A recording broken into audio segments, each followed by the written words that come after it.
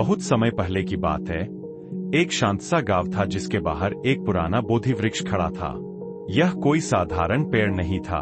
उसकी छाल में दरारें थीं, पत्तियां उम्र की कहानी कहती थीं और उसकी जड़ें जमीन से गहरी नहीं, मनुष्य के दिलों से जुड़ी थीं। गांव वाले कहते थे, इस पेड़ के पास बैठो और तुम्हारे दिल का बोझ हल्का हो जाएगा। लोग आते, कोई दुख लेकर, कोई प्यार लेकर, कोई पछतावा लेकर, और पेड़ के नीचे बैठकर कुछ न कहते हुए भी अपने भाव पेड़ को सौंप देते, क्योंकि यह पेड़ सोचता था। एक बार एक छोटी लड़की आई जो अपनी गुड़िया खोकर रो रही थी। पेड़ ने अपनी एक पत्ती गिराई जो उसके आंसुओं पर आ गिरी और लड़की चुप हो गई। एक बूढ़ा आया थका हुआ, अपनों से हार कर। उसने पेड़ की जड़ छुई और कुछ पल में उसका चेहरा शांत हो गया। सालों तक पेड़ सब कुछ सुनता रहा, समझता रहा, पर फिर एक दिन उसने सोचा, अगर मैं बोल पाता तो मैं इन्हें सच्चाई, समाधान और शांति दे सकता। उसी रात उसने आकाश से प्रार्थना की, हे प्रकृति, मुझे शब्द दो ताकि मैं अपने भीतर की सोच दूसरों तक पहुंचा सकूं।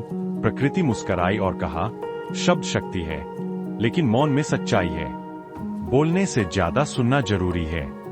सोचो, तुम जो हो वह इसलिए प्रिय हो क्योंकि तुम बोलते नहीं, समझते हो। पर पेड़ जिद पर अड़ गया, और अगले दिन जैसे ही पहला व्यक्ति आया, पेड़ ने शब्दों में कहा, तुम दुखी हो, लेकिन इसका कारण तुम्हारा मोह है। वो व्यक्ति चौंक गया। दूसरे दिन एक और महिला आई। पेड़ बोला, तुम जिसे प्यार कहती हो वह स्वार्थ है। वो महिला रोते हुए चली गई। धीरे धीरे लोग आना कम कर दिए। अब पेड़ समझाने लगा था, सुनने नहीं। एक दिन अकेलेपन से घिरे उस पेड़ ने एक चिड़िया से पूछा, कोई अब क्यों नहीं आता? चिड़िया बोली, क्योंकि अब तुम पेड़ नहीं, प्रवचन हो। लोग तुम्हारे मौन में खुद की आवाज सुनते थे, अब वो खो गई है। पेड़ को एहसास हुआ, शब्दों से ज्यादा गहराई मौन में होती है। तब उसने फिर से प्रकृति से कहा, मेरे शब्द वापस ले लो। मैं फिर से वही मौन वृक्ष बनना चाहता हूँ।